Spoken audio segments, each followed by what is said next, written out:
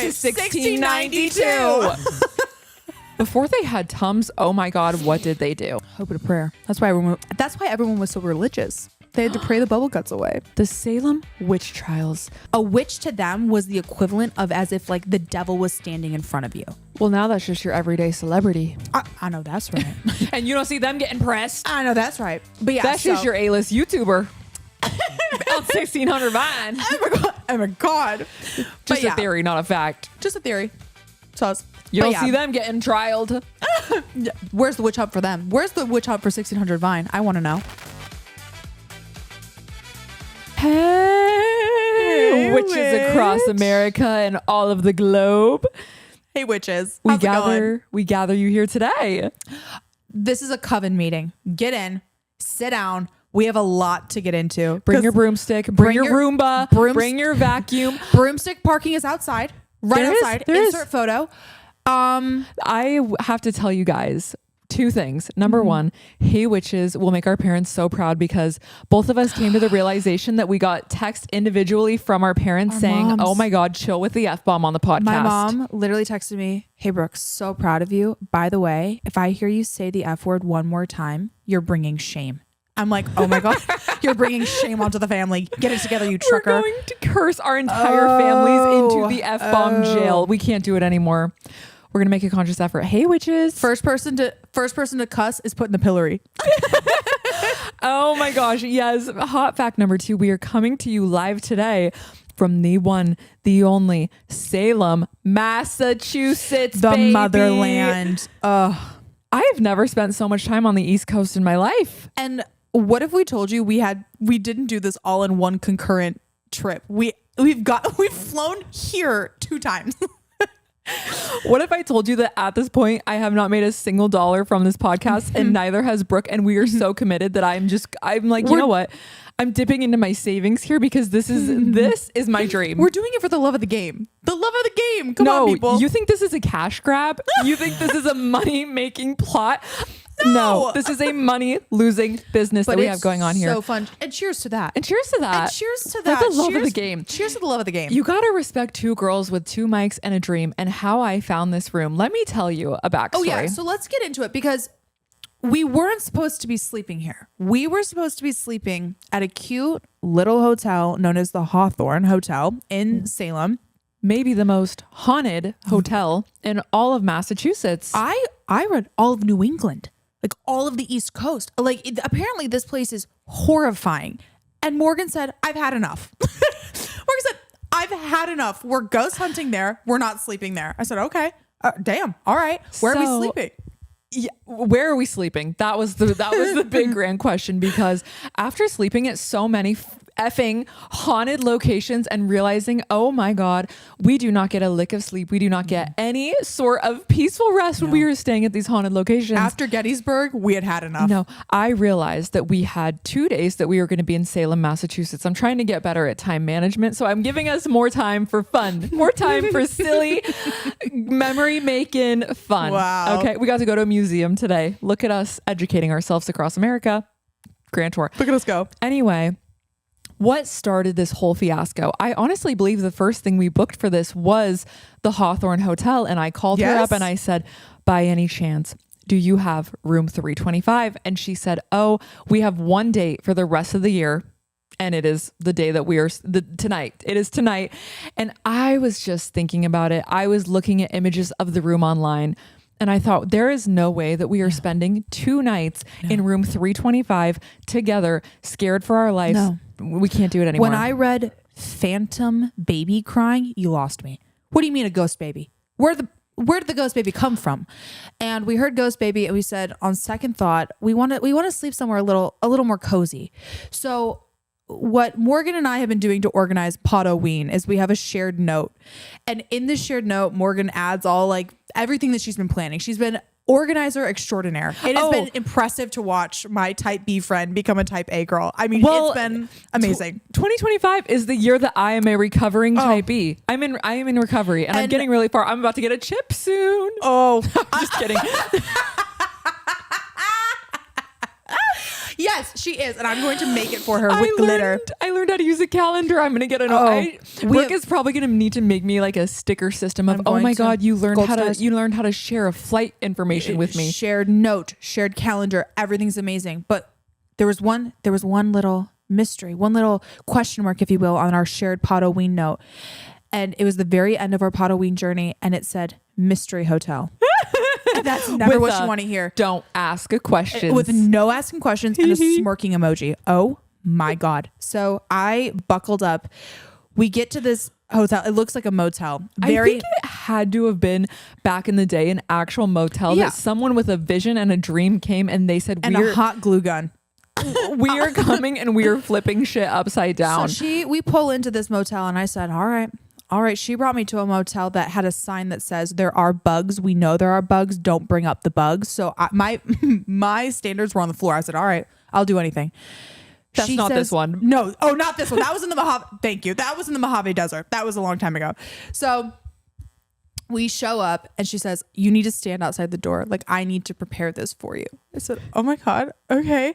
She walks in the door. I'm sitting in the hallway. She's cackling.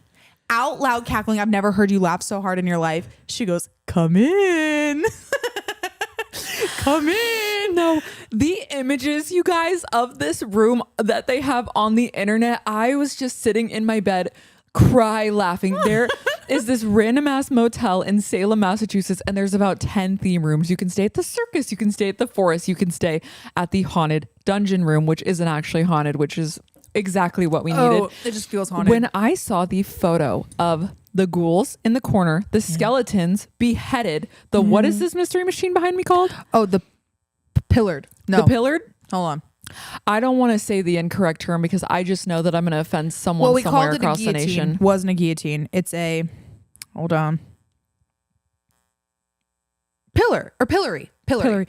When I saw that this room came with a 3D usable pillory, I just knew something in my stomach started sparkling, and I thought there is nobody that I could at random take to this hotel that would enjoy it more than my best dear friend, Brooke Berry. It has her written all over it. She literally, we're sitting in the hallway. She goes, Brooke, I picked this literally for you because I knew that you would appreciate it so much. I was shaking with joy, pure childlike wonder in my eyes. When I walked in here, I have never felt so much joy in one moment.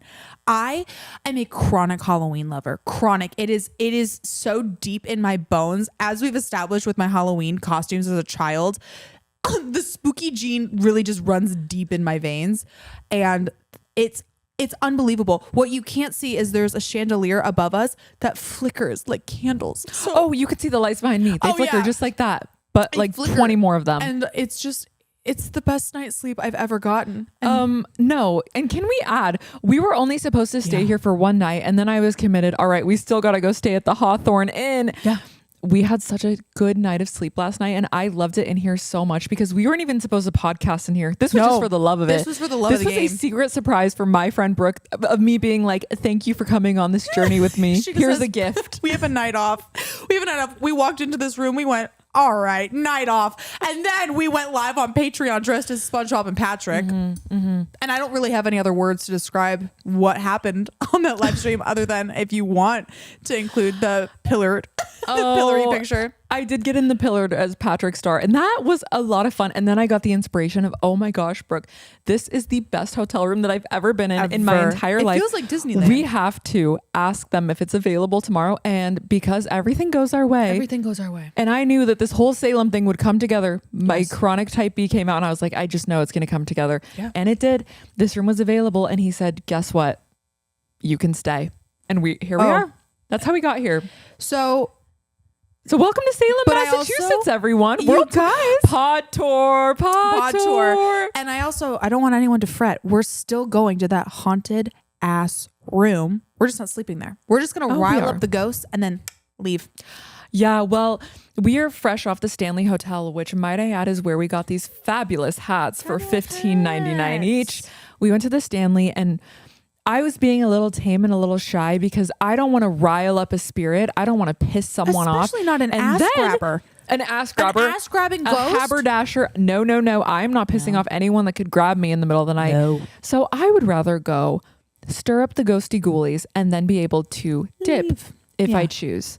And I wanted us to have a good time in Salem, Massachusetts. How often do you get to come to Salem, Massachusetts for Halloween? Never.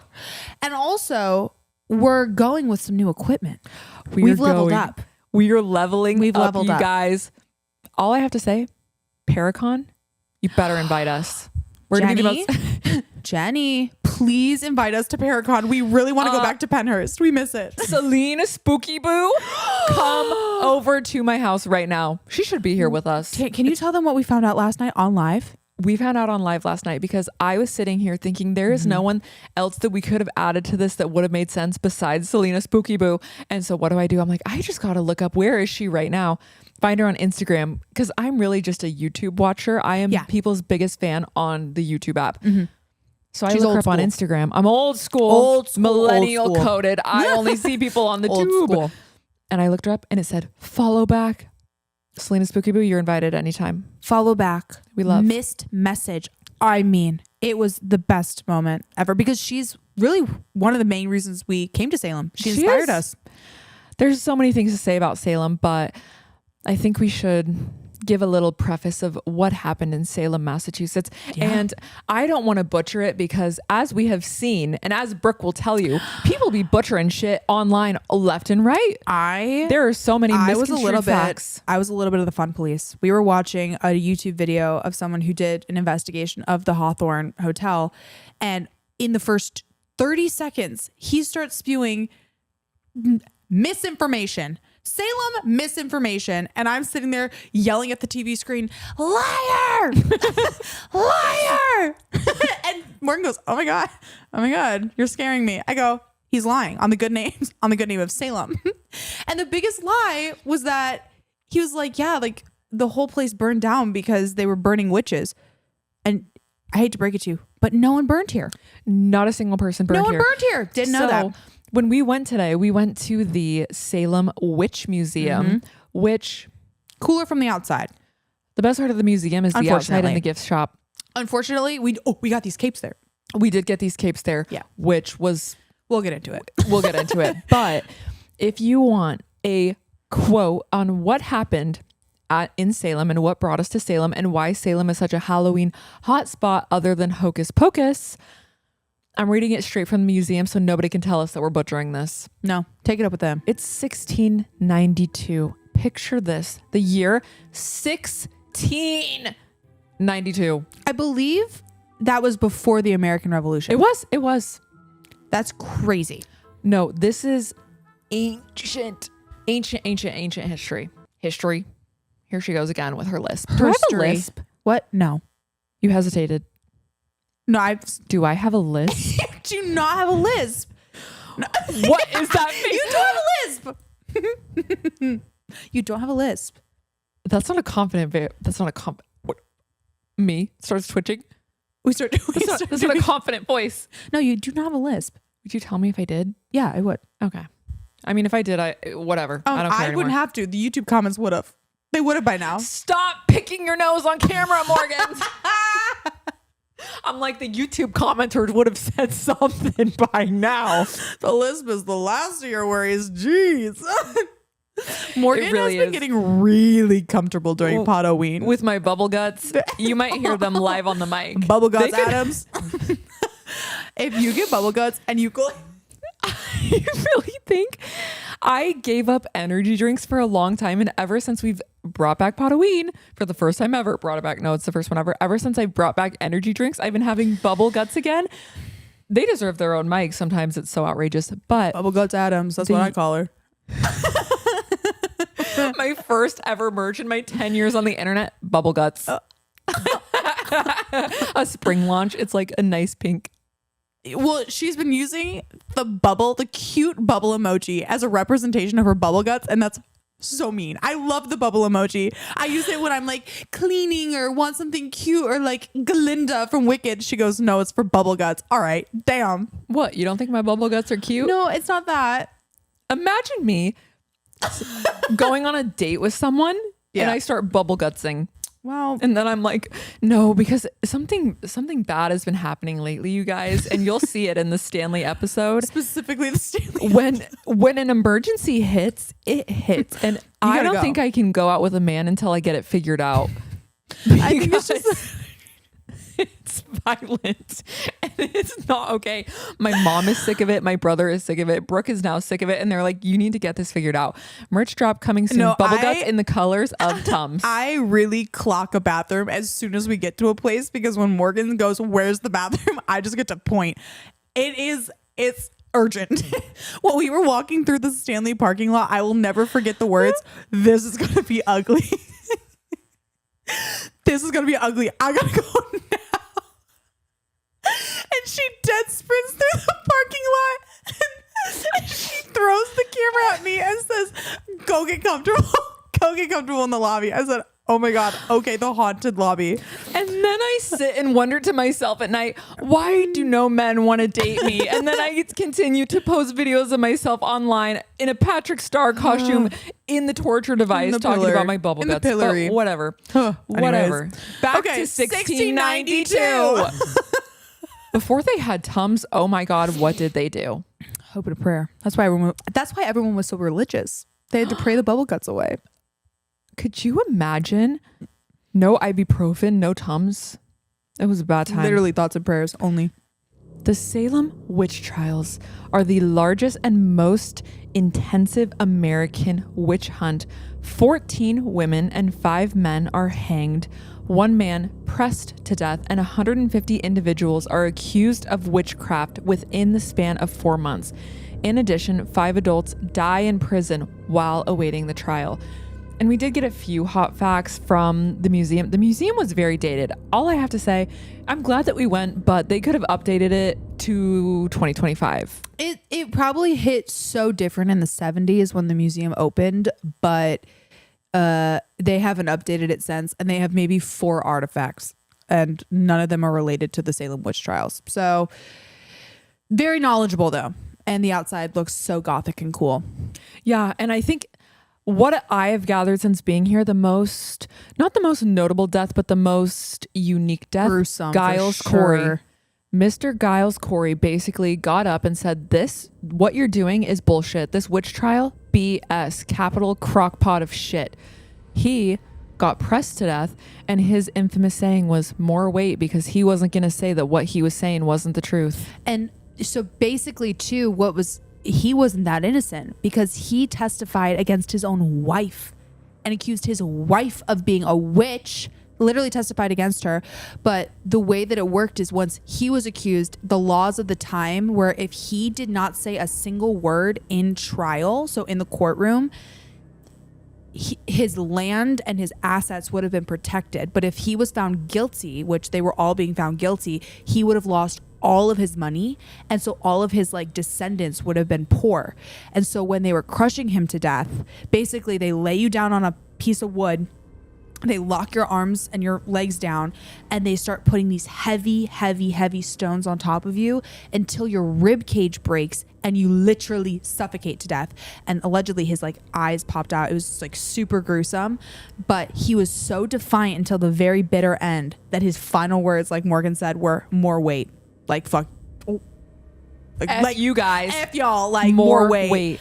And it's insane, because, and where the misconception comes from is, in Europe, these crazy people in Europe were burning people alive. There were thousands and thousands and thousands of people in the Holy Roman Empire and elsewhere in Europe that's how they dealt with witches out there, is they burned people at the stake. So it's crazy, but that really did happen. People were getting burned. It just, thank God, wasn't on our soil. My God. That was not here in America, but it was tragic and devastating and horrific. Very. So we are not here to make fun of the witches. Oh God. Well, none of them are witches. That was the thing. They were all falsely accused. They were all falsely accused. So no, they were all falsely accused. And dark history 101. Oh, intense. And I think what's really interesting about Salem, and something that's just still so relevant today, is you could be accused just because you didn't pray the way that everyone else prayed, or if you looked a little different or acted a little different. I mean, people were getting accused left and right on no grounds, because there was no grounds. And it was just a bunch of hysterical young girls who we found out at the museum, which I didn't know, which is insane. The two main girls who like caused this commotion in the first place later in life took the stand and confessed that they lied, that they made it up. And like, we were just effing around. No, it's so sad.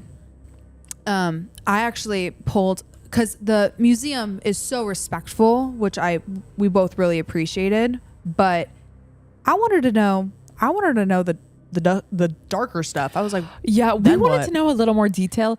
I do think that they can't tell you detail because it might be a PG-13 activity where they want people to be able to bring their families and such, but they should make an after dark version where they really get into everything, because if you start looking up the history be dark. Oh, do you want to know a little bit about the interrogations and the tests that they did? Welcome back to History with Brooke. Hey, y'all thought you were rid of me. Bedtime stories with Brooke. Everyone lay down, grab your milk. Okay. The accused endured humiliating and painful ordeals designed to prove their guilt. One of them was through spectral evidence, where judges accepted the testimony that a person's, quote, spirit had attacked someone in dreams or visions, something impossible to defend against. So literally, these girls were like, I saw John Smith's ghost in my room and he bewitched me. And John Smith, could be like, no, I didn't.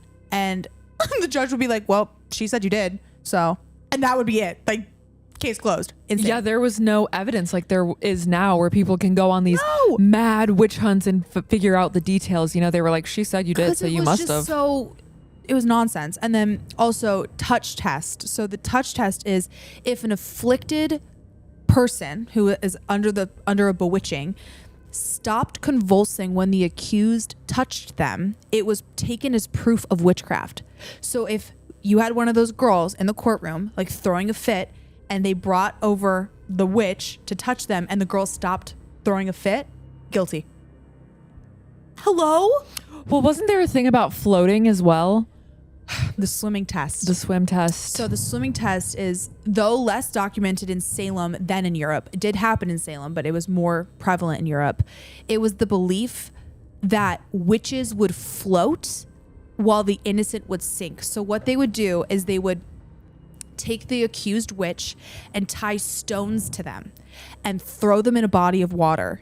And if the accused rose to the top, they were a witch and they would die. But if they sank to the bottom, they would be considered innocent, but they would drown. So literally it was you drown or you get hung. But of course everyone drowned, because not everyone drowned. Some people were saved if like they sunk and they got to them quick enough, but it was this made up thing. So that's where all, like, if you've seen images of like people getting dunked underwater, like there's like these medieval looking devices of people getting dunked underwater. It was the swim test. Absolutely insane.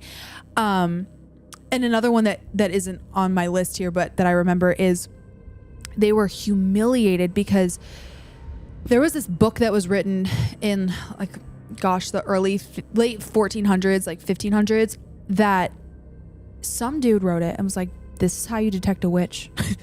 Hey, figured it out, cracked the code. I can tell you all about demons and witches. How do I know? I just know. And that became like the Bible and this like ghost hunting. We saw the book today, but anyways, there was a book that guided these judges into like detecting what a witch was. And one of them was the witch mark. So what they would do is they would strip these poor ladies, which, by the way, like during this time, like modesty was everything. Modesty, like everyone was super. Yeah, they had their shoulders covered. Yes, they had like, their knees covered. They had there was no piggies walking around in Salem. No ass cracks in the Denver airport. Absolutely not. So no asses out on the broomstick. Absolutely not. Absolutely not. So modesty was very important to them. But these poor people would be like stripped and searched, like violently searched all over their bodies to detect any like moles, birthmarks, like anything. And if you had like a freckle, like a strange freckle on your back, they'd be like, oh, witch mark, guilty. And they would do this in a huge courtroom of people. So like you'll see there's some like art pieces, historical art pieces of like these poor young girls, like their dignity is being stripped from them, and then they're found guilty for having a freckle, and then they're hung. It's absolutely, it's horrible.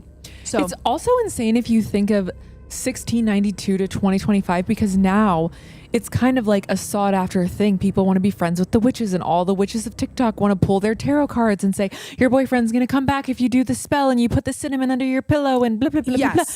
People will pay now. There's shops, there's billboards, there's all of the above. The last piece of information that I found out today that I would like the record to show, because I didn't really think of it. I said that one intentionally. Catchphrase. Yeah, we've realized that let the record show might be an unintentional catchphrase, so I'm trying to break the habit. Sorry about that. But No, I think it's cute. no, it's not. Mine is keep in mind. Keep in mind. Or mine's essentially what's happening. Anyways, but witches as we think of them today are not what they were thought of back in the day. So when you hear witches today, I think society has come a long way into being more accepting of spirituality, or like you were mentioning, like Etsy witch on TikTok, psychics, tarot readers, like the intuitive individuals, mediums, all of the above. That's all much more accepted today. And so when we hear witch, we might not think of anything negative. But a witch back in the day, back in the times of Salem and the Puritans, and when this all went down, a witch was an individual who sold their soul to the devil and was a puppeteer of the devil. So they believed that Satan himself was in cahoots with the witch, and that all the bad things happening wherever they were because of the witches' doing. So they believed witches were the cause of diseases or changes in weather or bad crop seasons and children dying. That was like a huge thing. It's like, oh, if a child died for no reason, a witch must have done something. So for these highly, highly religious people, which the Puritans were, a witch to them was the equivalent of as if like the devil was standing in front of you. Well, now that's just your everyday celebrity. I know that's right. And you don't see them getting pressed. I know that's right. But yeah, that's just your A-list YouTuber. About 1600 Vine. Oh my God. Just a theory, not a fact. Just a theory. So you don't see them getting trialed. Where's the witch hunt for them? Where's the witch hunt for 1600 Vine? I want to know. But anyways, so I thought that was important, because when I hear witch, I'm like, I feel like I know a couple people who identify as witches. Oh, I 100% do too. Especially after Wicked, it is an epidemic. Everyone wants to be a witch. Everyone thinks they're a witch, their own Etsy and they're witch. all going to tell you that they can tell your fortune, and you all know how I feel about that. Don't tell me my fortune. I don't want to know. Unless it's good, then maybe tell me. Yeah. Tell me if it's something I want to hear, and if it's something I don't want to hear, don't tell me. If you're going to tell me that I'm going to marry a billionaire, fine. But if you're going to tell me I'm going to die of a terminal illness by 30, leave it. Keep it to yourself. Keep it to yourself. But yeah. Well, I think I found this. I wanted to share a story because I really wanted to do a few like little spooky stories, because this feels like, a little nighttime spooky set the mood October pod. So I found a story in the trenches of Reddit, you guys. And Ew. I was looking about, people's experience with witches, or when people cast a spell on people and they don't know it, because Brooke and I were talking about it today, because they sell, voodoo dolls at the gift shop. You can buy a voodoo doll on Etsy and get it customized to your target individual. You never know. I walked into a store today by accident. They were selling love potions in a mini fridge. What do you mean? No, what do you mean? I think that has to be the top seller, because all the girls want to know. They're like, is Chad going to come back to me? Is he going to text me? Do you see those ones on TikTok that are like, if you like this video, he'll come back by tonight. If you just have to claim it. TikTok knows better. TikTok knows better than to put that shit on my For You page. I would be the fun. I'm like, really? I would be the fun police so fast. I'd be like, get this out. Absolutely not. No, they're always so viral, because there's like 40,000 comments of people being like, I claim this, and I'm like, ah. Ew. I just wanted to read one spooky story about a witch. Oh my God. All right. Are we ready? Are we locked in? Can I thank the people for listening to my rants about history? That was such a fun session of bedtime history with Brooke. We have to work on the acronym. Yeah, if you guys have an acronym for when I go on my weird little history tangents, you let me know. Yeah. Morgan, can we give Brooke's side niches a name and we get her a theme song? Ooh. You guys, I'm sorry. I don't know why I'm this way, but thank you for listening and humoring me. Brooke, we all learned so much from you, including me, who grew up as an uncultured stalk of corn. Morgan always gives me, every time we travel somewhere, she gives me one museum that we get to go to. And it's the nicest thing she's ever done. She's learned. I get so excited. She goes, okay, which one are you going to pick? This time it was the Salem witch one. Today, Brooke started listing off like more museums, and I was thinking in my head, we've already been to one today. We got to wait till tomorrow. I hit my quota. We've met our quota for the day. I hit my quota. I do really enjoy the witchy ones. I get lost in the art museums and the history ones, but the witch one, I'm interested. I took her to the Chicago Art Museum one time. She looked at me and she said, never do this again. I said, okay, thanks for trying it. And thanks for trying it. I appreciate you. All right. Oh my God. This is written by a man. Ew. Which what? I always find men writing in their stories very interesting because something has to be so shocking and so polarizing for a straight man to sit down, full keyboard out, and write a damn story about a witch. Okay? Oh God. Okay. All right. So my ex-girlfriend was a witch, like an actual practicing witch. One night, she asked me to come with her to this ritual she was doing for one of her clients. It was late, approximately midnight, and we ended up in this creepy spot where this old railway crossed this half-abandoned road, the kind of place that already gives you bad vibes before anything even happens. Okay, the scene is set. A ritual. So she and her client were off about 50 meters away doing their thing, and I was just chilling in the van, watching from a distance, keeping an eye out, you know. Very, very nice boyfriend. It sounds like Jacob. Mm-hmm, mm-hmm. At first, everything seemed fine, but then out of nowhere, I heard this scream. And when I say scream, I mean it was guttural, like nothing I've ever heard before. It made my blood run cold. Okay. Ew. I jumped out of the van, and that's when I saw them. My ex was sprinting toward me, dragging the client behind her. And the client, holy shit, she looked possessed. Her face was all twisted and her body was moving in this jerky, unnatural way, like she had no control over herself. Ew, this is giving me a chill. My ex screamed at me to get in the van and drive to the church nearby. Apparently, Ew. I have a chill down my actual spine. No, it's crazy. And things like this, I would read and be like, sure, John. But for some reason, I believe him. Ew. My ex screamed at me to get in the van and drive to this church nearby. Apparently, she knew it had a 24-hour chapel with holy water. I didn't even think about it. I just floored it. When we got there, she started saying some stuff I didn't understand and splashed the holy water on the client. And just like that, boom, she snapped out of it, like flipping a switch. 1 second, she was this possessed nightmare. And the next, she was just her again, freaked out and confused, but she was normal again. After we dropped her off at home, my ex admitted that she'd never seen anything like that before, and honestly, neither had I. They never spoke again after that, and I don't blame them. To this day, I still have no clue what we saw that night, but it was real, way too real. This was so insane, it made me question everything, like literally everything. And this is why, kids, I have a line, and it is a very bold line that I will never cross. I don't do spells. I don't do Ouija boards. I don't talk to the D word in conversational settings because there is a line that's funny and silly and we're having a good time and we're looking for ghosties, and there is a line where you're summoning some weird shit into your life. No. I'm a firm believer.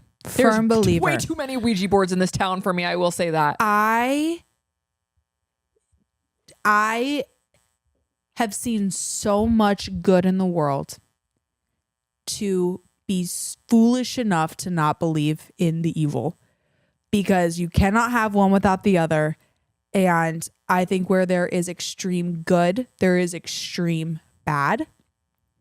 And I think that sometimes, and Morgan and I talked about it today, but there are some people who get very arrogant with how much control they think they have over what they're meddling with, until they realize really quickly and get humbled really quickly in the understanding that you're not in control of the spiritual world. You're not. You are at its mercy. And if you think you're in control, it's because something wants you to think you're in control, because you're not. You're not. It's the same thing about the worms. And I know I've already told everyone the worm story a million times. Have I ever told you my worm rant? The theory about the worms? No. Oh my gosh. Everyone who watches Shane's podcast is going to roll their eyes and be like, she's already gone down this rabbit hole. Basically, if you think of a worm, right? A worm has two senses. They can feel and they can taste. So basically their whole purpose is to live in the dirt, and they can feel where they're slithering around in the dirt, and they can eat because you have to eat to survive. Worm, two senses. Us as humans, we have five senses. Okay.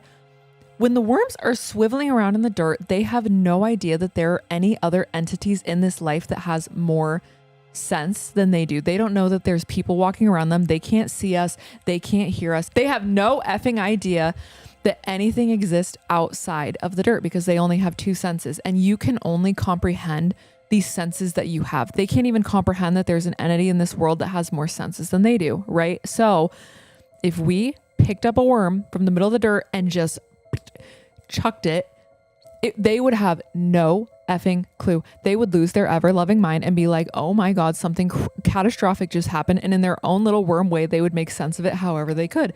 But to us, it's like, we're people. We just picked up the worm and chucked it. So the theory behind the whole story is we only have five senses, so we can only comprehend the five senses that we have. Anything that has more senses than us, we could just be worms in the dirt, and there could be something looking right at us, and we would have no idea, because we only have five senses. And that made me spiral for months and months and months and months. And you think, a worm thinks that they are in control of themselves. They are in control of their own world. They know everything there is to know about the worm world. We think we're in control. We think we know everything there is to know about outer space and the planets and blah, blah, blah, blah, blah. There could be something right in front of our faces, and we just simply can't see it because we don't have the senses to do such. Ew. Yeah. Ew. Which leads me to something I want to talk about. Okay. So you mentioned the Ouija boards. Ew, I hate them so much. I hate them. I hate them. I hate and them. I I hate told them. you. I'm afraid of them, actually. I won't even look at it. Today that I was super afraid of them as well, and that I would never use them, and that I take them very seriously. Mm-hmm. Mm-hmm. But that was a lie. I've used one one time. You haven't. One time. You lied to me. And I want to share. In the torture device. She will be punished for this. The pillory. I want to share with you the story. Brooke, you did not. Of the one time I used a Ouija board. I want to share it with you. Are you ready for this story? I'm floored right now. Yeah. I've never heard this. Okay. No, we were even at the gift shop, and Brooke was like, do you see there's a collection of Ouija boards back there? I said, I saw. I'm choosing to ignore. Mm-hmm. I take this stuff, y'all, I take it so seriously. Like every time that we have gone to bed in a haunted location, I out loud pray for us, because I take it so seriously. Her mom gave us protection bracelets. Yes. Like we are not messing around on PODOWEEN 2025, but just wait till 2026. Though. Yeah. Morgan keeps saying, wait till I cook. Wait till I have time to cook. Oh wait my till God. I have time to plan something Get this fun. girl out of the kitchen. But I have used a Ouija board one time, and I'd like to share with you the story of how I ended up doing the one thing I swore I would never do. I'm so scared right now, Brooke. I did not know this about you. Okay. I know my friend very well. I did not see this coming. So the year is 2014. I am a junior in high school. I'm a junior in high school, and at the time, if this surprises any one of you, I need y'all to really sit with yourself. I was a theater kid. Holy shit. I was a theater kid. I was a theater kid, but I also, more than a theater kid, I did a lot of acting, and I was always into music. That was always something I did. And when I was younger, I was with an agency in Chicago that would book me for various things. So I was in a couple short films, some commercials. I did all of that stuff when I was younger. And I hadn't gotten a gig in probably 8 months. I was kind of aging out of the young kind of adults or young kid stuff and whatever. But I'm driving home from school one day. This is in like October 2014 or like September-ish. And I get a call from my agent and I'm like, oh my God, it's happening. I never get calls from you. Hey, the big break is coming. Literally. They go, hi, Brooke. Have you heard of the movie Ouija that's coming out in theaters in October? And I was like, yes, I've heard of the movie Ouija coming out in a couple months. I am obsessed with horror movies. I can't wait to see it. It was this movie. Do you remember this? Mm-hmm. This? Okay. Mm-hmm. Mm-hmm. 2014, banger. Like the guy who made Insidious was making it. It was a big deal. She goes, are you familiar? This is the funniest lore about me. You have no idea. She says, are you familiar with YouTube? I go, boy, am I familiar with YouTube. That's all I fucking watch. Like, yeah, of course I'm familiar with YouTube. She goes, so don't ask ridiculous questions. Yeah, please. Of course I'm familiar with YouTube. And she says, we have a job for you. 2 people have already said no to it because it involves something like kind of spooky. But if you're interested, it is working with a couple YouTubers on a promotion for the movie Ouija. Oh. And I thought they saw about the ghoul it. photo of Brooke. They said, we know just the girl. I thought of it for 4 seconds and I was like, of course I'll do it. So fast forward, like it was literally like that weekend. So my instructions were, I didn't know who I was going to be working with. I didn't know anything about anything until I showed up at the location. And the location for where this was being held was a warehouse kind of outside of Chicago. And I can't believe this was in Chicago, yes. of all places. So my stage dad, best stage dad in the world, piles me into the car and drives me to this warehouse where he knows he's just going to be like keeping watch. Because what this is it's at a haunted house. The gig is at a haunted house and there are so many girls lined up, like one effing direction is inside those doors right now. Like I'm talking preteens and teens, like foaming at the mouth. I'm thinking, who the hell? They didn't tell you who you were working with? I said, who the hell is behind these doors? Who is this? What is happening? So I show up and the YouTubers thinking that they're so prestigious and A-list. Oh, and bet you, I promise you, during 2014, when you hear the names I'm about to drop, you'll understand why. So I show up and the casting director's there. She's like, oh, Brooke, thank God you're here. Like, here's the deal. We had been working with famous YouTuber Kian Lawley and JC Kalen and Ricky Dillon of O2L.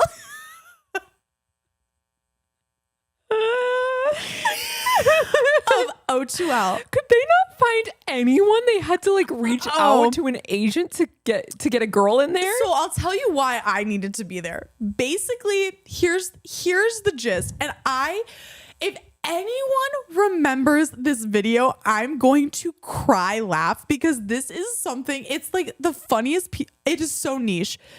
In 2014, they did a 2-part video series. The O2L boys did, specifically JC. It was JC, Ricky, and Kian specifically, but it was on the O2L channel. And the gist of it was that they were playing with a Ouija board and Kian goes missing. And there's like a 2 to 3 part YouTube video series where they are like trying to use the Ouija board to like contact Kian in the afterlife to like find out where he went missing. Oh. And it was coming out over the course of like the month. And like the grand finale was that the place that Kian was gonna be was in Chicago at this warehouse, and that's where he was gonna be. So that was the last video that came out. So everyone, this was a well thought out thing. Yes. Oh, there was production. Yes, because basically all of the fans lined up after seeing that latest video and were waiting to find out if Kian was gonna be found here. But it was a partnership for the Ouija movie. So picture this. Not only did I know every single one of them, every one of them, I had the biggest crush on Kian, who didn't. And I'm like, you're meaning to tell me that 16-year-old Brooke Berry gets to hang out and like do, I was sad. But here You was had to be on the Ouija board. Oh, but You had to here be was on the the DJ. kicker. So they described to me what I'm supposed to do.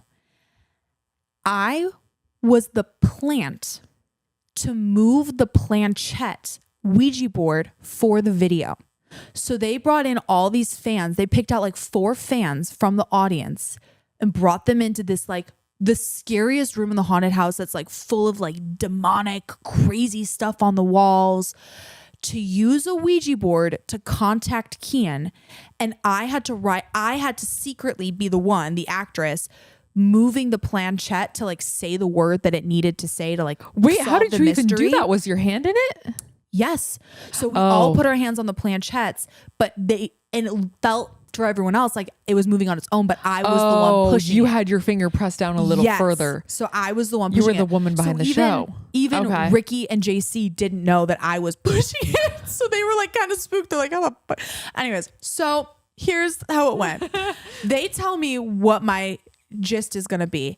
And I start panicking because I am a firm believer that you don't mess with this kind of stuff. A. B. You would never catch me dead using a Ouija board. And C. What do you mean there are actual satanic, literally, I'm not joking. They found like satanic rituals on the internet and blew them up and taped them on the walls. So like this was quote unquote could have been real. Hello? I'm scared out of my mind. I've never seen these videos. Are they still up? Oh yeah, I checked. They're still up. So I'm scared out of my mind, but I'm like, okay, I'm here. I have a job to do. Like I have to do this. So before I left, because my mom knew I was going to be doing something spooky, she gave me this jade ring. And allegedly, jade is very good at warding off like negative energies and keeping you safe. And this was a jade ring blessed by a monk in Tibet. And she goes, wear this. My chubby 16-year-old fingers, it barely fit. I shoved that thing on there. And in the video, you can see this ring. And I haven't worn it since. But when we started doing PODOWEEN, Oh, you had to whip it back out. So if you look in the other PODOWEEN videos, I've been wearing this because anyways, so here's how the story ends.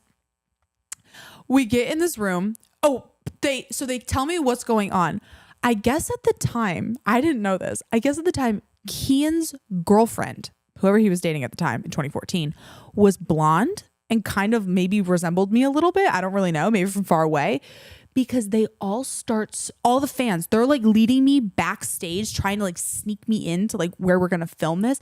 All these fans are like, oh my God, it's Kian's girlfriend. Oh my God. Oh. I was like, this cannot be happening. Like I was actually dying inside. So we filmed the video. The preteens of America shaking in their actual Crocs. I actually cry laughing when I see these pictures. So yeah, so this was the filming. The wall says, welcome to hell. Okay. Oh. This was me. They didn't tell you who you were working with. They didn't tell you what the job was. They just said... They said show up, and then they told me when I was there. That's me 16, like outside like the press thing. Okay. But this is the best photo. Did your dad take that? Yes, of course he did. And this is the Ouija board that I had to use for the shoot. Ew. But here's the grand finale. You're not going to believe this photo. As long as you live, you're not going to believe this photo.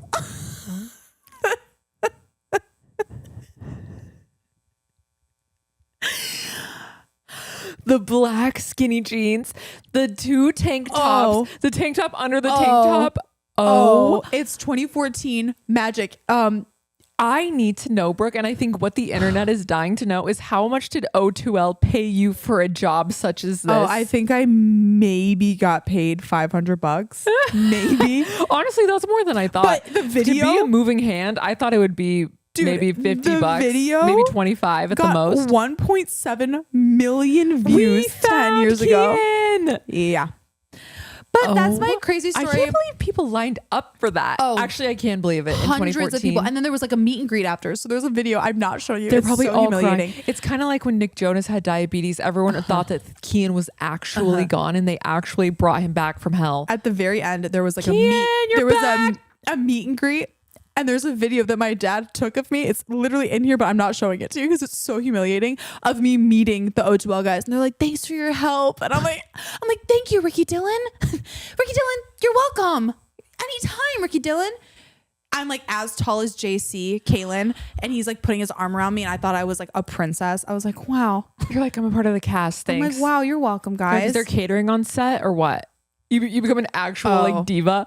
Literal a diva is born on the set of O2L going to hell. That's the time I used a Ouija board. That's some niche 2014 YouTube lore for you guys. If you saw the hand and you thought, damn, that's a sexy hand. Literally, I need that hand in my life. I remember that hand is meant to be on a PODOWEEN podcast in about 10 years from now. You would have been correct. And maybe you should see if you're a witch because you might be a psychic. That's the hand. Y'all thought it didn't happen. Oh my God. You thought this was Brooke's first YouTube outbreak. I thought the same. We all learn something new every day. No, she was a star. She was an O2Ler. Oh, you had a side part too. Hell yeah. Didn't we all have side parts? Well, mine was very bad, but yes, we did. We all had Yours was better than mine. Mine was over to my ear. It was so bad. Morgan's was very extreme. But yeah. Isn't that a weird story? That is a great story. I can't believe you've kept this from me all this time. Surprise. And the Ouija board, did you ever feel it actually move? Did you disassociate? Disassociated. I just remember going home and being like, okay, let's pretend like that didn't happen. Because I really, really was scared. I think what was so scary is there was like pentagrams on the walls and the wall said, welcome to hell. I'm like, oh my God, what if I don't want to be here? That's a little much for like a boy group of YouTube. It was a lot. A talent was born that day. Thanks, Trevi. No, I thought we would go back to a little Halloween fun. Okay. A little spooky dooky because is that, oh no, that's like... I'm embarrassed. That's what you had at the Stanley. No. That's what you had at the Stanley. That's like saying okie dokie. Okie dokie, artichoke. Stop it. Stop it. I was writing stuff about Boston too. I forgot about that. Maybe we'll save that. Scary. What I did want to say before I get into my Halloween, am I the asshole? You have a Halloween Am I the Asshole? I do. I've been saving it. I had to go searching for it because I saved it weeks ago. But I just want you to know, not all of Boston is bad. We've met a lot of people that weren't the nicest. They haven't been the most warm and welcoming to us, but we did have an Uber driver last night. And as soon as he saw us walking down from our haunted little spooky themed room, 2 white girls from middle America, he said, I know exactly what these girls need. He put on Taylor Swift All Too Well 10-minute version. He did. Like intentionally went out of his way, pulled out his little Spotify and searched Taylor Swift, and he clicked it. And Morgan literally texts me. She goes, I feel so seen. No, he did that for us. He did that for us. It was intentional. Anyway, my parents, Brooke, I wish you would have been able to see it because I think if you loved my mom now, if you saw how decked out she used to go for Halloween for trick-or-treaters to come to our neighborhood, you would be... That's my girl. They would be attached to they would be attached. They'd be like, Morgan, you were a great addition to this, but Brooke and Vicky are forming their own alliance. I love her. They had smoke machines. They had inflatables. They had a radio. I know, that's right. They had sound effects and graphics and things being projected onto the house. My parents loved Halloween for whatever reason it was. Girl. So I always loved like having the trick-or-treaters come to the door. This was our original podcast idea, as would we just read Am I the Assholes all day long and weigh in? So I thought we would circle back to our roots. Oh, I think once PODOWEEN is done, we have to. We have to go back to that. I have so many saved, but none of mine are Halloween related. No, this one's a theme. What? And then we'll get to the spooky, eerie, torturous stuff of the world. Yeah. All right. I'm not going to read the title because it really gives a lot away. Please read in whole before making assumptions. All right. No promises. My long distance boyfriend. I'm a female, obviously. Oh, okay. Okay. What do you...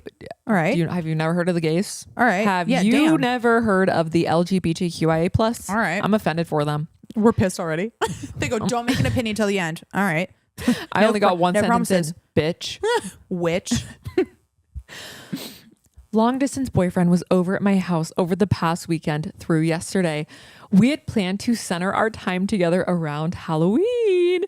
As we'd been doing things together the whole night, we had already decided not to let trick-or-treaters knock on the door, nor did we put out a bowl of candy. Why though? You're a Halloween Scrooge. It was my boyfriend's idea to put out a piece of paper on the front door saying, "Keep out," which later evolved to all caps, stay away.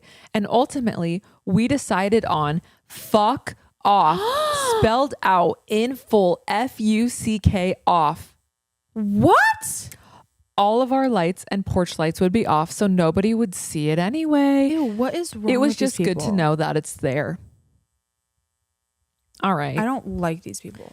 Around 8:30 or so, while we were watching a disgusting yet sensual film, we heard a loud banging on the door. I took my time, put on a bathrobe. You're so generous. But heard something like, "You'd better get out here," and more banging, so I rushed out. A woman on the younger side of old. All right. On the younger side of old? I don't care what you Okay. did. You're an asshole. Okay. Dressed in that one T-Rex costume, was standing there with a flashlight and 3 or 5 kids behind her. Before proceeding to tear me to pieces, she yelled at the kids to stay back because apparently I wasn't dressed. But I had on a bathrobe. Dressed. You were in a bathrobe. This stranger scolded me for luring her kids to my house only to teach them a word that they shouldn't know.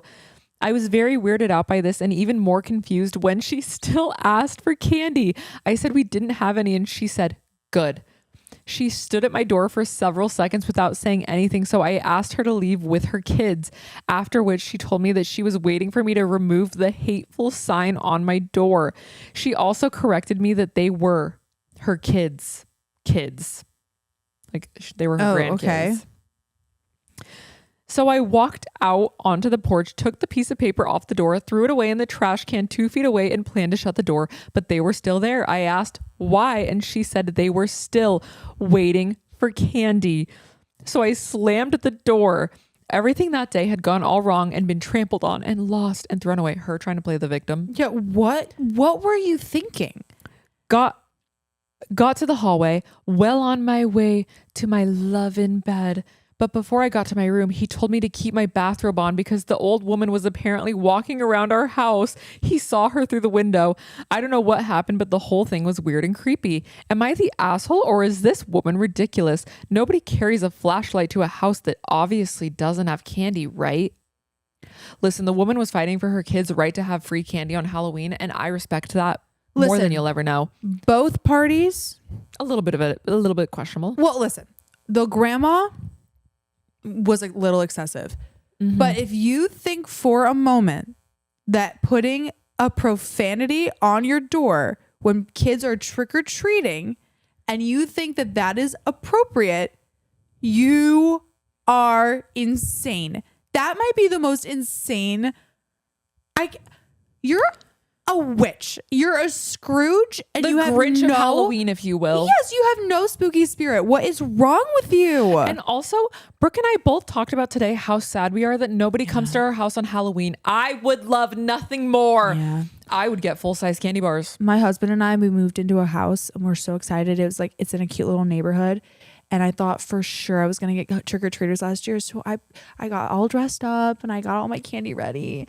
And I sound side note, That is so heart-wrenching. I was so excited for my trick-or-treaters. And I decorated and no one came because we're right next to like the really bougie neighborhood. And so all the kids go there and I don't blame them. I would do the same if I was, 10 and in that era. But the day I get trick-or-treaters will be the best day of my life. I can't wait. I know. I can't wait either. And I get none. I'm going to go to my parents' house and hope that I get some. But yeah, that'd be like going to a Christmas party and saying, "Did you tell your kids yet that the S word doesn't exist?" It's cruel. It's unusual. It's really weird behavior. It's Mm-hmm. really weird behavior. And also, there are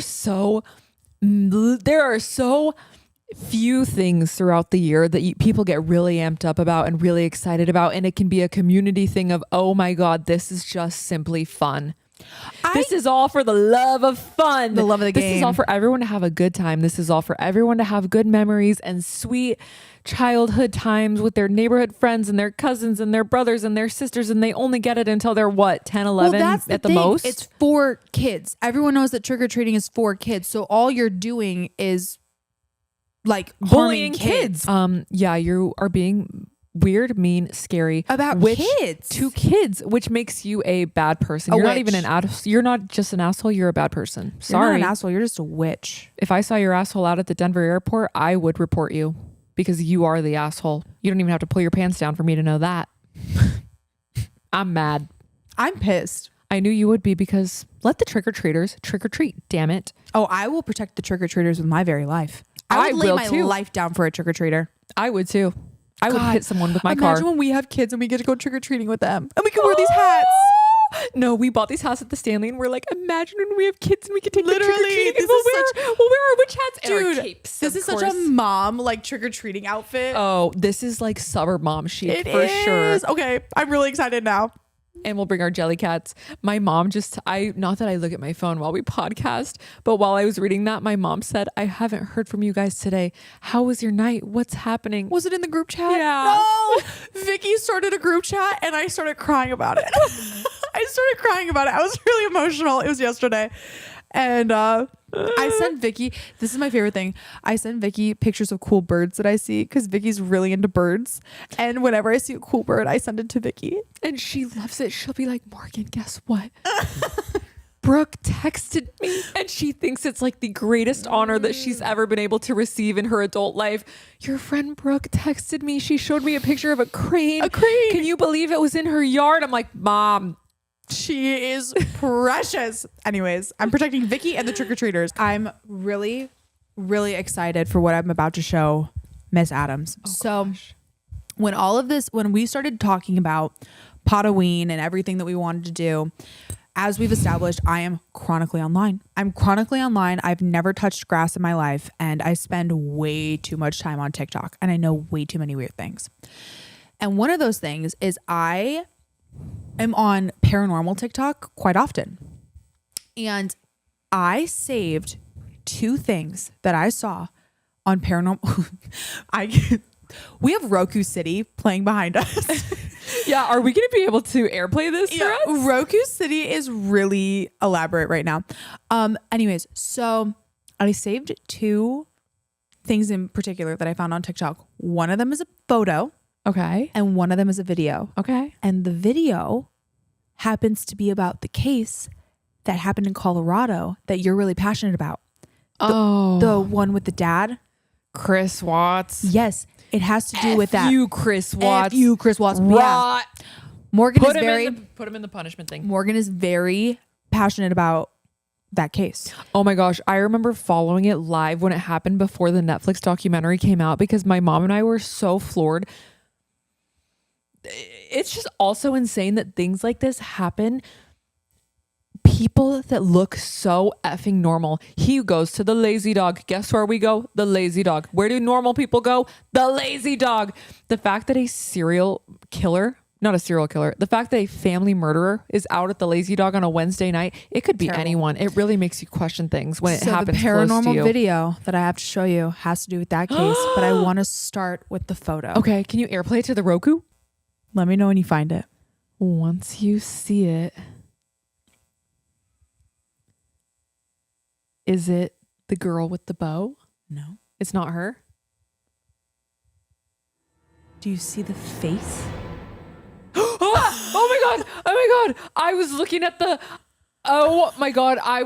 at the little red bow. Oh my god, that just gave me I was looking over here at this little red bow and I was thinking, wow, that's very Angie coded of her just plopping with the hair.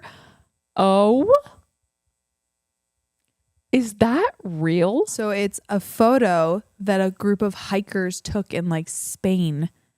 This is what you get for going hiking. Stay indoors. Yeah, they like took this group photo and they get home and that's just in the photo. Do you think it was someone that drowned in the river or something? Oh, ew. I don't know what it is, but that when I was picture me minding my business, just scrolling on TikTok late at night. When I saw that photo, I about threw up. Isn't that so eerie? Is too much. This is why I don't go outside. Well, and you know what I would also love to go over one more time since we're on the topic of haunted photos? Can we get into the Stanley photos that we got after we left? So we're on the tour. Way too much. And they are so secretive at the Stanley about everything and anything. They are like, we can't tell you that this place is haunted, but we can show you a million different photos that prove that it is. But don't tell anyone and don't record it. And you can't say anything about it. But we're on the ghost tour and we're in the tunnels. And our tour guide showed us two of the most terrifying images I have ever seen in my life. We're talking full facial formations. It is eyeballs staring at you, seeing the flash, being like, "Oh, that's funny. I want to make full body apparitions. Want to play with us?" No, so terrifying. I don't. Come on, bro. It is haunting. Why do they always have black hair and why do they always have bangs? Come on, dude. No, the images circle. This is what was so weird about the Stanley is they just don't want to tell you anything. They want to say this happened to someone, but it could be explained, we're sure, and we can't tell you that it was true, and you can't take audio, you can't take video, and you most definitely can't share anything about this place. I think what's distressing, and it's similar to how I feel about Salem, the history of the Stanley itself isn't negative, but I think the crowd of people that it draws opens the doors to negative things coming in. Yes. Like the Ouija boards, or even Salem, like we were talking, like imagine what the Salem police force has seen, like in terms in the of middle of the night at that park across from the Witch Museum. Yes. No, people are doing crazy shit at the Stanley. There's that circle table where they go together. The seance. Yes, there's the seance where they go together to play with the Ouija board like a bunch of crazy people. No, some weird things have been summoned there, but yeah, those are maybe the most. Well, if Morgan gives photos. you a little treat, maybe she'll insert them. But if she doesn't, just I don't blame want her. to get sued. I don't want the Stanley to sue me. They have budget. I can tell by their landscaping. Wow. We'll do some digging. If we can show you, we'll show you. But it is the creepiest shit I've ever seen. But back to Chris Watts. They left so much out of the Netflix documentary. If you go back and watch him confessing to everything and him being, I don't know, being a freak, the full body cameras from the police, the body cams that the police were wearing. Oh my God, there is some crazy shit that happens on those cameras that they did not put in the documentary. Also, the airplay on this thing, it has like all of them, and one of them is room 238 clown TV. Oh, this is Morgan. This is gonna freak you out. Isn't he in a max security prison somewhere? I have no idea where they put him to rot, but I hope he's rotting wherever he is. He's rotting for sure. No, so, I can't wait for you to see this. Rest in peace, Shanann, Bella, Celeste, and Nico. You know all their names? That's really nice. I watched so many podcasts and videos and court cases about this thing. Everyone lock in, story time. In the paranormal, the first thing I'll usually ask them is what they think about the footage from inside the Watts family home right after Chris Watts murdered his wife and his children. Because I've seen a lot of paranormal footage that can easily be debunked, but I have never seen anybody be able to debunk these. And before I show you these, at first I thought that it wasn't fair that Chris Watts got life in prison rather than the death penalty. But after I found out that he is being haunted by his wife and his children that he murdered, 100%. That is absolutely the punishment that he deserved. That's right. Last year, he even came out and said that he's been seeing the spirits of his dead children in his cell. He is absolutely being haunted, and I love that for him. Yes. Oh my gosh. What in the world is that? This is police footage. Go in there and step on that little blue thing and see if that's where that Yeah, it sounded like a kid toy. it might. It sort of sounds like it. Something. I heard it. That one, did you hear it? I did.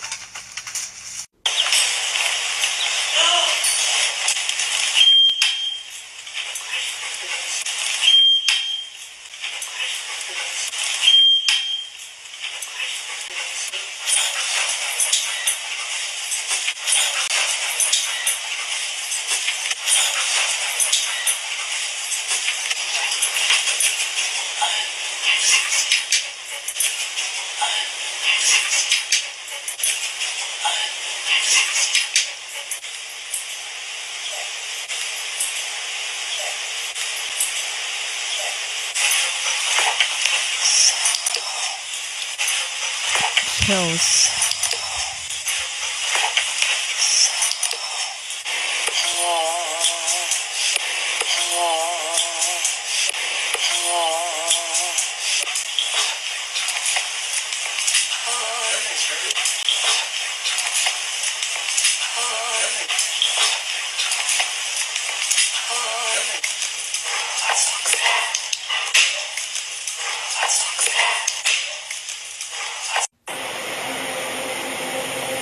Does she work? Yeah, she works from home. Oh, from home? She works this is her lifeline. So this is before they knew he did it. Okay, and that thing comes back, now it's going to start blowing up. Oh, yeah. All right, perfect. It was shut down? Like that. 131, 80, 19. Quick, quickly. About to blow up.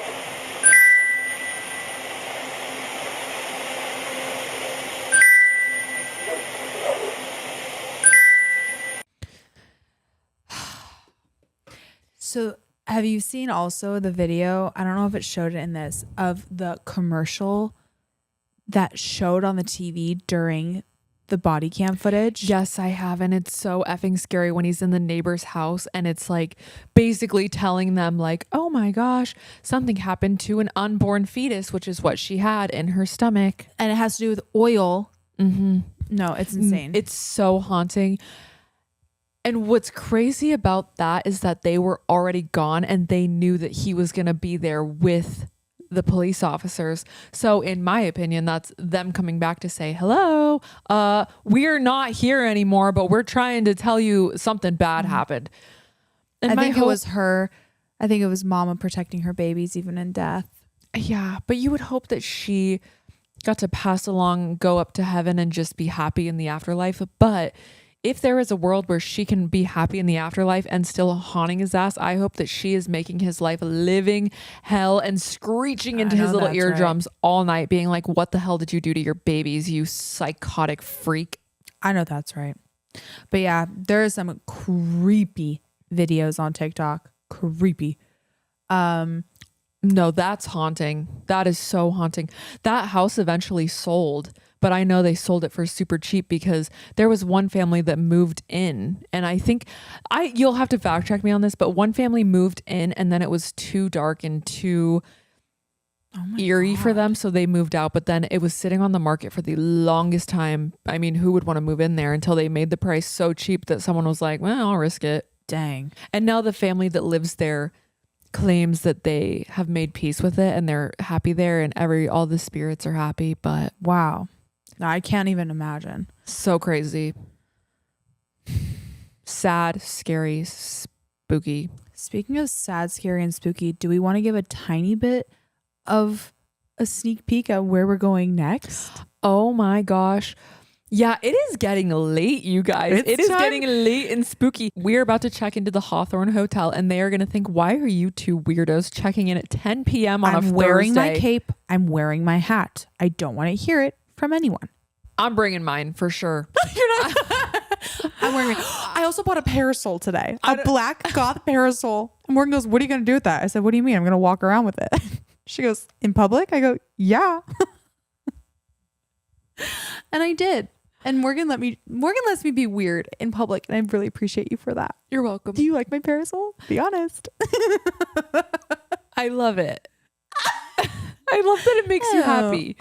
I've always wanted one. Well, I said, what are you going to do with it? She's like, I go on walks. Yeah. And I was like, you're going to wear your Lululemon set and you're going to go on a walk with it? Okay. Whatever makes you happy. I'm very pale. Whatever makes you feel sparkle inside, I support it. Thanks. And we are going to the Hawthorne Inn, which is one of the spookiest hotels in all of New England, perhaps. And we are taking all of our amateur ghost equipment. We have our spirit box, we have our REM pods, we have our frequency detectors. And honestly, I'm really excited. You'll have to watch the vlog to see what happens outside of this room, because this might be the most haunting room aesthetically that we have filmed in, but this is the most safe we have felt this entire month. There is not a single ghost here. It's aesthetics only, and I appreciate that. I love.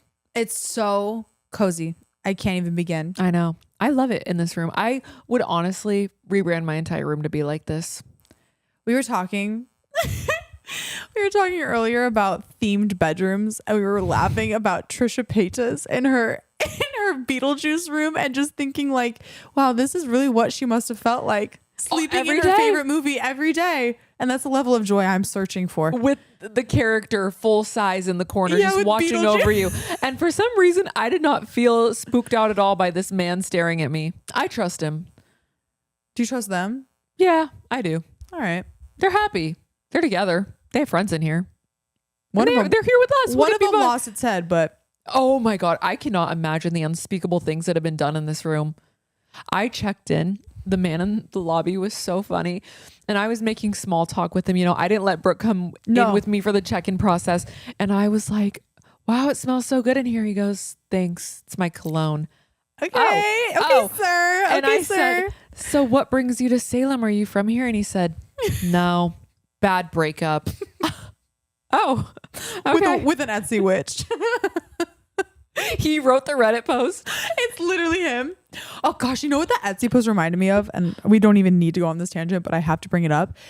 Have you ever fallen down paranormal stories? No, I have not. It is one of the scariest rabbit holes, and I'm regretting not finding one. It is one of the scariest rabbit holes of all time.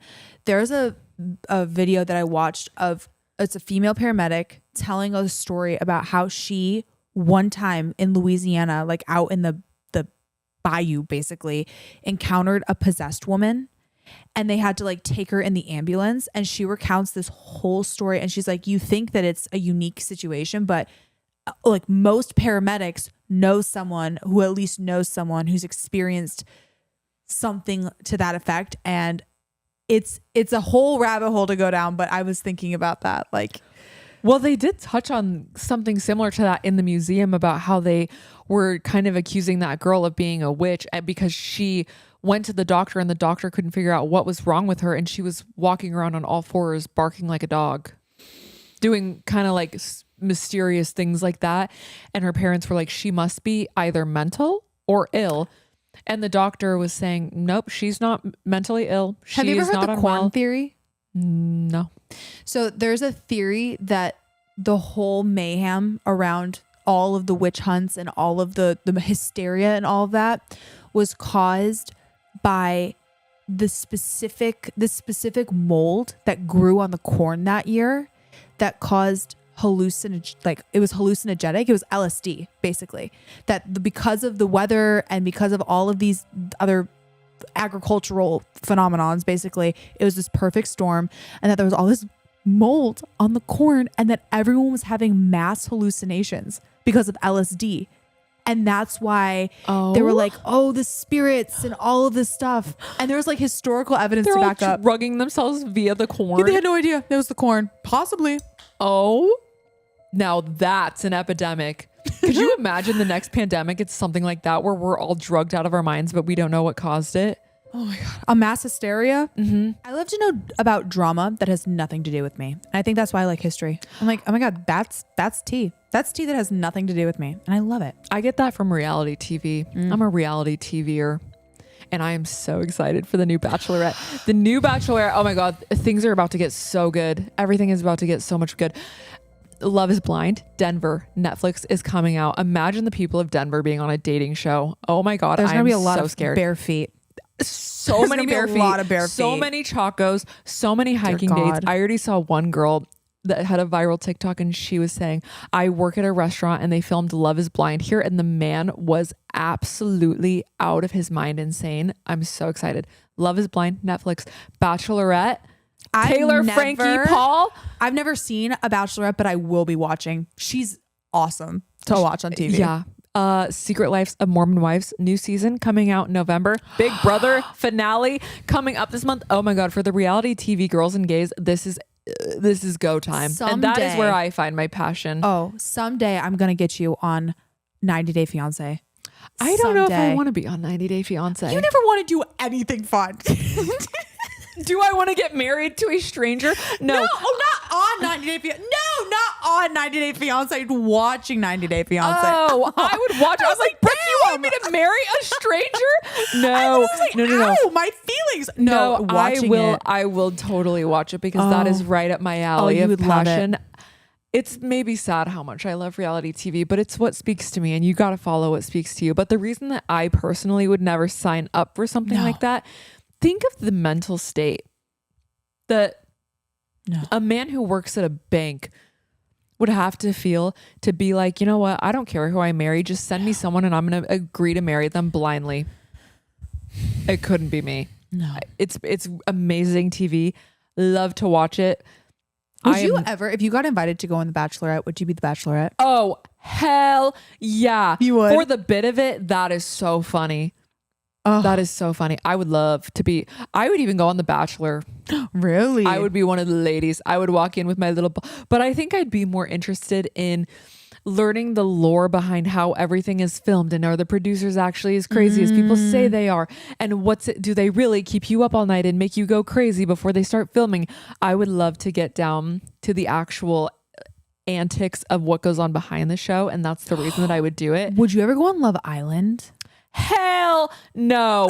Hell no. This gurgling stomach bubble guts over here being filmed in a bikini 24 hours from every angle, and you don't know what they're going to pick. Hell to the no. Oh, I don't have the body yaddy yaddy for that one. You know which one I think is the most X games of all of them? What do you know about Fuckboy Island? Nothing. What is that? Sloane Berry. It's her favorite reality TV show. I've never seen that. You've never heard of Fuckboy Island? No. I believe it's on Netflix. And the premise of the show is that there's a bunch of guys who come on the and girls. It's kind of like Love Island, except the goal is to figure out who are the self-proclaimed fuckboys and who are the nice guys. And it is the messiest show. It is so unbelievably messy that I will be tuning into that. It's so messy. It's so good though. I love to watch the catastrophe of other people's dating lives. Yeah. No, you would love Fuckboy Island. I would do The Bachelor or Bachelorette. If you're looking for candidates, let me know. But any of them where you have to wear a swimsuit or agree to marry someone, I'm out. I want to be fully clothed. Fully clothed and free of marital bonds. Yeah. And that's where I draw the line. Same with the Ouija board. I have a line. I do have morals. I do have standards, and that's one of them. I will not be on a bikini on reality TV. But should we go to the Hawthorne?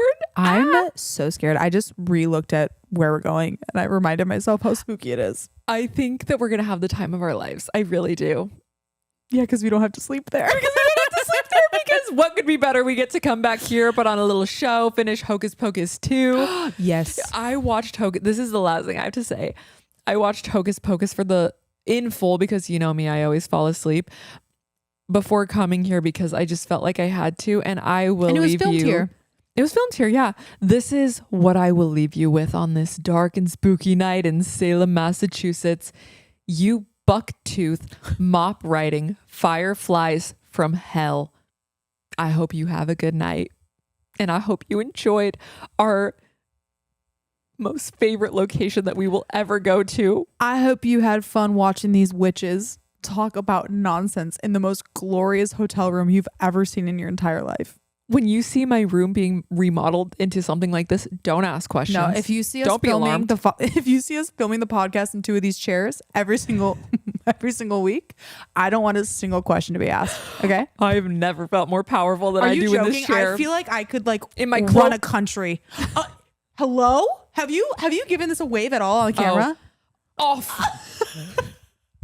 What are you doing in my office, you mop riding? She's literally, I was talking to her, she goes, "Be gone." All right, damn. The straight man gets near me. Get out of my cloak. Fare thee well. Okay, well, we have to go take our REM pod to the Hawthorne and find ourselves a crying baby ghost. See ya. Bye. What are you still doing here? I told y'all, out, Hocus Pocus, get the hell out of here. What was the other drag she had that was so funny? Like Oinker or something? Be gone, oinkers. Yeah, she called like the the heavy kid something crazy. She's saying a couple crazy things. Oh, Winnie the witch. Winnie. Bye. Bye. I already turned mine off.